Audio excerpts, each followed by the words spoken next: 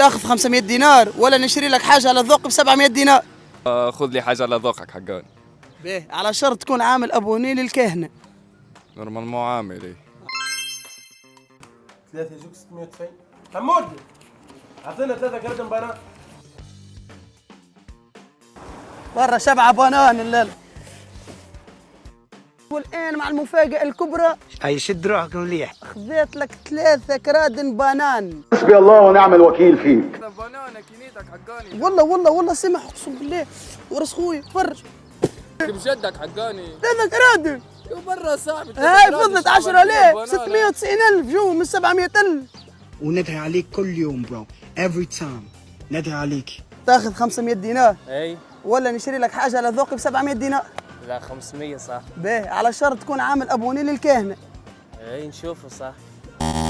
الربح مازال متواصل مع الكهنة، سهل برشا. اعمل أبوني وما تنسوش تكتبوا لي في كومنتير وين نجيكم المرة الجاية.